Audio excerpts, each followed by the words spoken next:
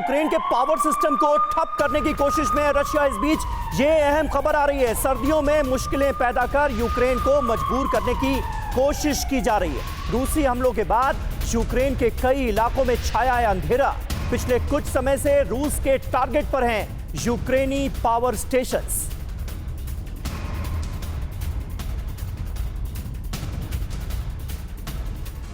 और एक बार फिर से इंफॉर्मेशन वॉल पर एक डिटेल देने से पहले आपको बता दें कि रशिया यूक्रेन में 7 जनवरी को क्रिसमस मनाया जाता है। पुतिन बार बार सामने आते हैं, वार्न करते हैं, वार्निंग के साथ बातचीत का भी रास्ता खुले रहने की बात करते हैं। लेकिन उसके बाद ऐसी प्लानिंग के तहत चौतरफा यूक्रेन को घेरने की कोशिश होती है कि यूक्रेन पर लगातार ताबड़तोड़ हमलों से आम जनता अब किस तरीके से प्रभावित हो रही है, यह सबसे बड़ा फैक्ट है। और देखिए, समझिए कि रूस का इन हमलों के पीछे आखिर क्या स्ट्रैटेजी रही है, मंशा क्या रही है, और यूक्रेन के अंदर पुतिन आखिर चाहते क्या हैं।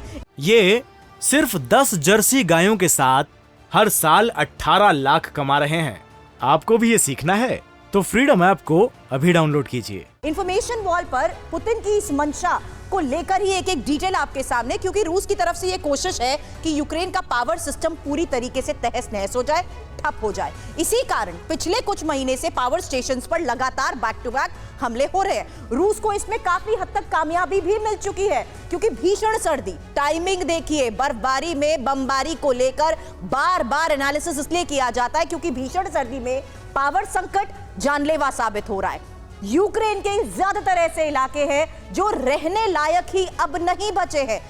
ज़ेलेंस्की बार बार सामने आते हैं, कह रहे हैं यूक्रेन में नए साल पर अंधेरा रूस चाहता है। इसीलिए तिवारी सर, इस बात की मैंने चर्चा के साथ शुरुआत करी कि पुतिन ने जो चाहा वो कर दिखाया, लेकिन वेस्ट के आगे सारे हालात ज़ेलेंस्की वक्त वक्त पर जाहिर करते आए हैं।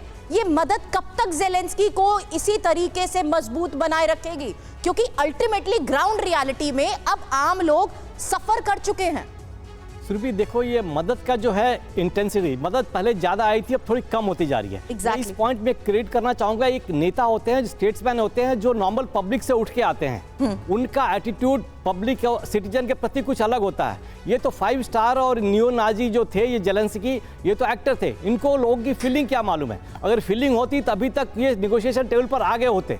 इतनी जनता सफर कर रही है, यूक्रेन की सारी जनता सफर कर रही है, 25 से 30% लोग तो बाहर चले गए हैं, लाइट नहीं है, इस टेम्परेचर में लोग मर रहे हैं। और संजय सोई सर, कुछ मतलब नहीं हो रहा। बिल्कुल सर, आप ठीक कह रहे हैं, नहीं रहा, बिकॉज वो स्टेट्समैन है ही नहीं। जी सर, तो लेटा थे ही नहीं, इनको इम्पोज किया गया है। ठीक है, तो नौटंकी है, अपना नौटंकी कर रहे थे। यानी कि आपका ये कहना है सर कि ज़ेलेंस्की ये जो देशभक्ति का नाम लेकर के अपने शहर को, अपने देश को बर्बाद कर रहे हैं, ये कोई अच्छी रणनीति का हिस्सा नहीं हो सकता है। संजय सोई सर, कल एक ऐसी भी खबर सामने आई थी कि जो माइग्रेटेड लोग हैं, जो यूक्रेन के नागरिक हैं, मजबूर हैं अपना देश, अपना घर बार छोड़ के जाने को। यूरोप ने ये कहा तो जरूर कि उनको शरण देगा और मदद देगा, लेकिन यूरोप जो है उसने तो और बुरी स्थिति कर दी है। जो शेल्टर्स होम बनाए गए हैं, जो वहां पर विस्थापितों को रहने की जगह बनाई गई है, वहां पर जो इंतजामात है वो नाकाफी है। यूरोप इस तरीके से मदद कर रहा है यूक्रेन के लोगों की। नहीं, बिल्कुल, जैसे कि अभी ओपी तिवारी भी कह रहे थे, वाइस एयर मार्शल, और आप जो कह रहे हैं बिल्कुल ठीक बात है कि अल्टीमेटली यूक्रेन के लोग सफर कर रहे हैं। वहां के लोग आप देखिए घर बार छोड़कर